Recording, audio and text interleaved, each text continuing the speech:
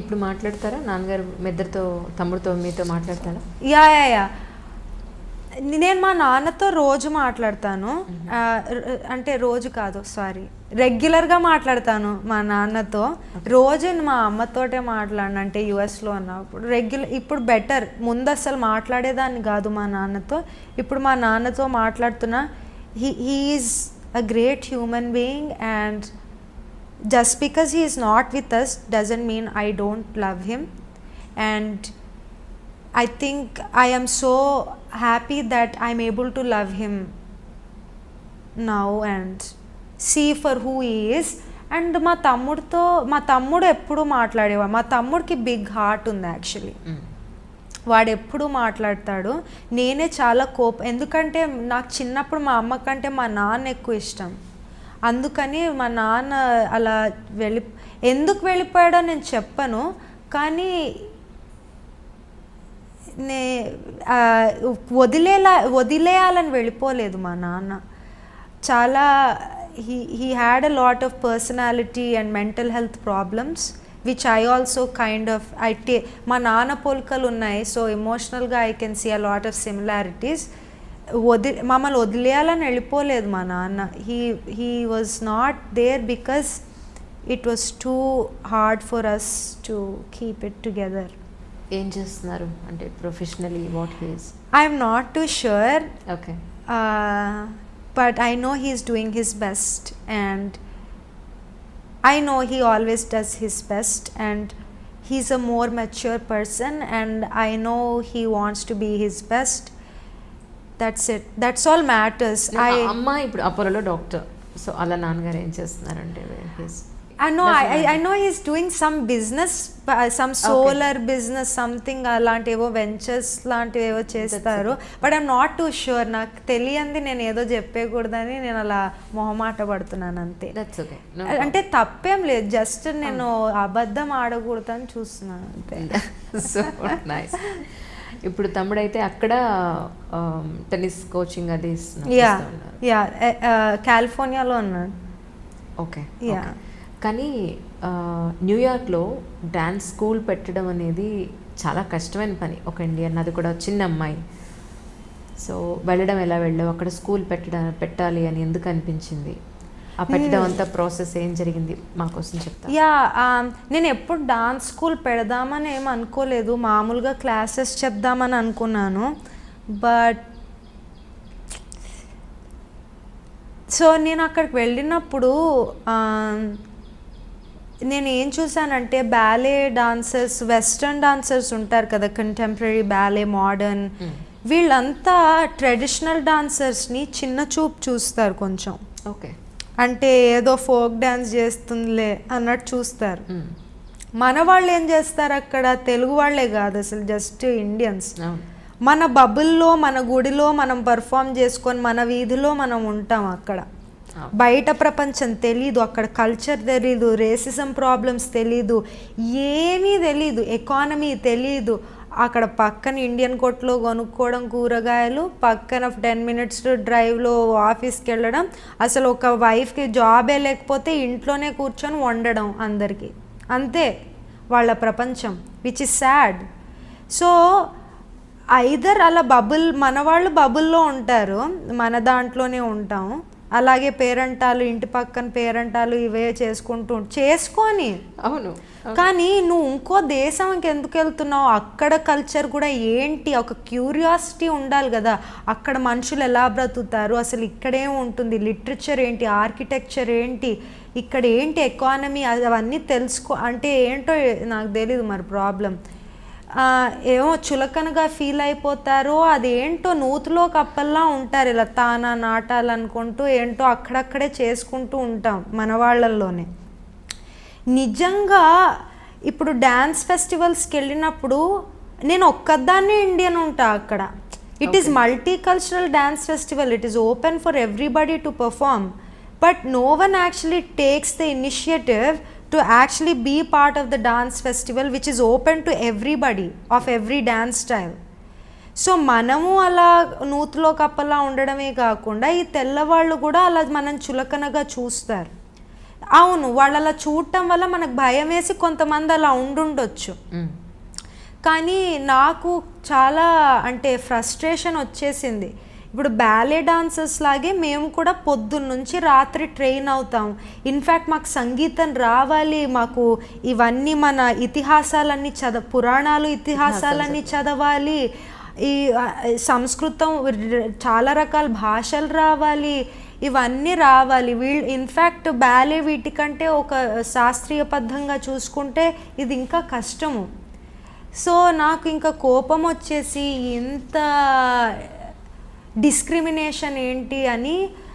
కానీ మన వాళ్ళు ఇంకోటి ఏంటంటే బేస్మెంటల్లో చెప్పుకుంటూ ఉంటారు ట్యాక్సులు కట్టకుండా, అది కూడా ఒక హైలైట్ అన్నమాట అక్కడ. సో అలా కాకుండా ఒక ఎల్ఎల్సి రిజిస్టర్డ్ ఎల్ఎల్సి కింద ఒక ప్రాపర్ స్టూడియో కింద ఓన్లీ తెలుగు వాళ్ళకే కాకుండా కూచిపూడి ఫర్ ఎవ్రీబడి అన్న దాని కింద స్కూల్ మొదలుపెట్టాను. That's great, really that's great. Thank you. But చాలా గర్వంగా ఉంది. ఓకే, కానీ I couldn't have done without my friends in California. నాకు ఇద్దరు బెస్ట్ ఫ్రెండ్స్ ఉన్నారు. They help me with all the making the website and how incorporation. మా తమ్ముడు help చేశాడు ఎల్ఎల్సి కింద. బట్ ఒక లెజిటిమేట్గా ఉండాలి కదా, అంటే ప్రాపర్గా ఉండాలి ఇన్స్టిట్యూషన్. ఏదో బేస్మెంట్లో చెప్పేసుకొని అలా నాకు ఇష్టం లేదు. ఇలా I like it to be official. మనకి రెస్పెక్ట్ రావాలంటే మనం రెస్పెక్ట్తో చూసుకోవాలి మనం, అంతే కదా. సో అందుకని నేను దానికోసం. అండ్ కృత్య ఎందుకంటే కృత్య అంటే duty and karma in Sanskrit. And I see dance as my duty and my dharma to spread happiness and prosperity and things like that to people.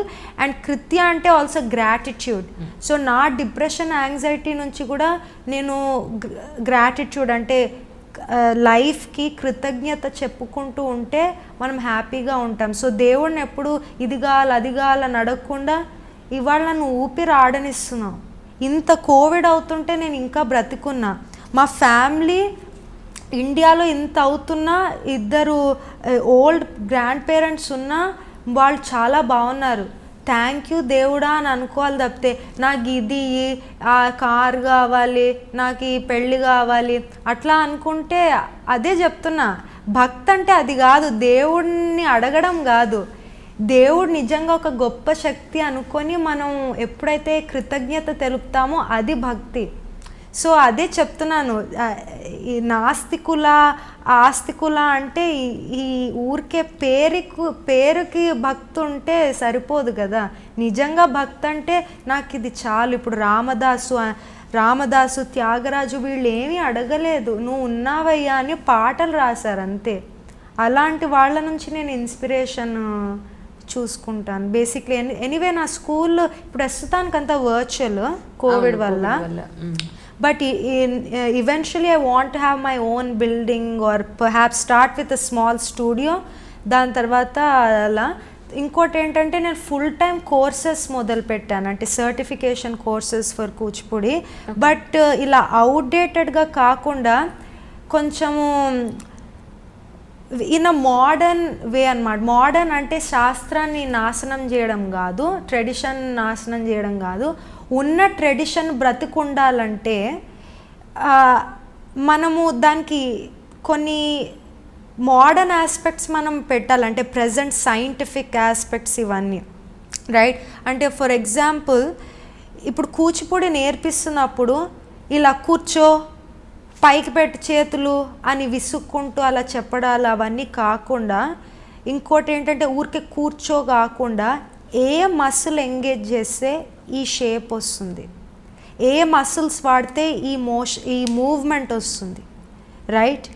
ఇలా పెడితే ఏ మసిల్స్ని నువ్వు ఎంగేజ్ చేస్తావు? ఇది ఊరికే ఇలా పెడుతున్నావా లేకపోతే ఫిజిక్స్ కోసం పెడుతున్నావు? అంటే ఇప్పుడు కౌంటర్ బ్యాలెన్స్, వెయిట్ డిస్ట్రిబ్యూషన్ ఇవన్నీ ఫిజిక్స్ ఉంటాయి కదా, యాక్సలరేషన్, తర్వాత స్పీడ్, ఇవన్నీ అర్థం చేసుకునేటట్టుగా నేను నేర్పిస్తాను కూచిపూడి. ఊరికే ఇలా పెట్టు మూఢంగా కాకుండా దాని వెనక నిజమైన శాస్త్రాన్ని బ్యాక్ చేస్తూ మన ట్రెడిషన్, మన సాంప్రదాయాన్ని నిలబెడుతున్నారు. చాలామంది అంటారు సాంప్రదాయాలు నిలవట్లేదు, తెలుగు చచ్చిపోతోంది, కూచిపూడి చస్తోంది, ఇవన్నీ అంటారు తప్పితే నువ్వేం చేస్తున్నావు అది బ్రతికుండడానికి? నువ్వు తెలుగు సరిగ్గా మాట్లాడవు ముందు, తర్వాత ఏంటంటే నువ్వు కూచిపూడే చేయవు, తర్వాత మన సంగీతం రాసే ఎవరైనా కవులు కానీ ఎవరైనా కంపోజర్స్ తెలుసా? తెలీదు. ఇంకోటి అవన్నీ తెలియవు. సరే, చేసే వాళ్ళ గురించి మాట్లాడదాం. ఇలా మా గురువుగారు ఇలా చెప్పారు అందుకే మనం ఇలా చేస్తాం. కానీ ఎందుకు మీ గురువుగారు అలా చెప్పారు, ఎందుకు ఈ కాలంలో అది అలా చేస్తే ఏమన్నా పనికొస్తుందా, అలాంటి లాజిక్ లేకుండా మూఢంగా చెప్పడం వల్ల యంగ్స్టర్స్ వెళ్ళిపోతున్నారు. ఎందుకంటే ఇప్పుడు యంగ్స్టర్స్కి ఇంత ఎడ్యుకేషన్ ఇస్తున్నాం కదా, ఇంత ఎడ్యుకేషన్ ఇచ్చినప్పుడు వాళ్ళకి మూఢంగా అలా ఒక సాంప్రదాయం చెప్తే తీసుకుంటారా? తీసుకోరు. కానీ మన ప్రతి సాంప్రదాయానికి, మన భారతదేశంలో ఉన్న గొప్పతనం ఏంటంటే ప్రతి సాంప్రదాయానికి శాస్త్రం ఉంది వెనక. కానీ మనం ఎవరు కష్టపడి చదవము, శాస్త్రం చదవకుండా గుడ్డిగా సాంప్రదాయం నేర్పిస్తే ఎవడు నేర్చుకోడు. ఎందుకంటే ఎందుకు చేస్తున్నామన్న ప్రశ్నకి సమాధానం రావాలి కదా ఈ యంగ్స్టర్స్. అందుకనే ఈ ప్రజెంట్ చీర కట్టుకోవడాలు కానీ, తెలుగులో మాట్లాడటం కానీ, లేకపోతే మన శాస్త్రీయ నృత్యం కానీ, కర్ణాటక సంగీతం చేయడం కానీ ఇవెందుకు నిలవట్లేదంటే మనం దాని శాస్త్రీయ అంటే లాజికల్ ఆస్పెక్ట్ మనం ఇవ్వట్లేదు. ఇప్పుడు మనం భాషలు ఇవన్నీ మాట్లాడుతున్నప్పుడు కూడా మన నాభి నుంచి వచ్చే ఈ శబ్దాల వల్ల మనకి బ్రీదింగ్ కానీ ఇవన్నీ, ఈ మసిల్స్ కానీ ఇవన్నీ చాలా స్ట్రెంగ్తన్ అవుతాయి. కానీ మనం వాళ్ళకి ఏమీ చెప్పం కదా. చెప్పకుండా నువ్వు చక్కగా తెలుగు అమ్మాయిలా ఉండాలంటే ఎవడు ఉండడు. సో ఎనీవే, ఎవరికి అలా నా స్కూల్లో ఏంటంటే ప్రతిదానికి ఒక పర్పస్, ఒక లాజిక్ నేను ఎక్స్ప్లెయిన్ చేస్తాను మా స్కూల్లో. ఎంతమంది ఉన్నారు ప్రెసెంట్? అంటే వర్చువల్లీ తీసేద్దాము, ప్రస్తుతానికి వర్చువల్ క్లాసెస్కి ముందు, కోవిడ్కి ముందు ఎంతమంది స్టూడెంట్స్ ఉన్నారు మీ దగ్గర? అరౌండ్ 30-35 స్టూడెంట్స్ ఉన్నారు. ఇప్పుడు వాళ్ళంతా వర్చువల్ కూడా వస్తారనమాట, ఈ లైవ్గా ఉన్నవాళ్ళు. అండ్ నేను కోవిడ్ ముందు కూడా ఎక్కువ వర్చువలే చెప్పేదాన్ని. ఎందుకంటే నా స్టూడెంట్స్ ఇంటర్నేషనల్గా, అంటే ఇండియాలో ఉన్నప్పటి నుంచి అర్జెంటీనా, రష్యా, చెక్ రిపబ్లిక్, కెనడా, యుఎస్ రకరకాల దేశాల నుంచి నేర్చుకునేవారు. సో ఎప్పటి నుంచో వర్చువల్ చెప్పేదాన్ని. ఇప్పుడు ఇంకా ఎక్స్పాండ్ అయింది కోవిడ్ వల్ల. 35 people. Hi, this is Isha Chavla. This is Manara Chopra. Hi, this is Kartikeya. నేను డైరెక్టర్ తేజ అని. Press the bell icon for more updates. For more such videos, please subscribe to iDream. For more videos, please subscribe to iDreams. For more videos, please subscribe to iDream. And you're watching iDream Media. Please like, share and subscribe to the channel. And don't forget to subscribe to iDream. Please subscribe iDream Media. Do subscribe to iDream. Subscribe to iDream Media. Do subscribe to iDream Media. Don't forget to subscribe. Click on the button below. Don't forget to subscribe to iDream.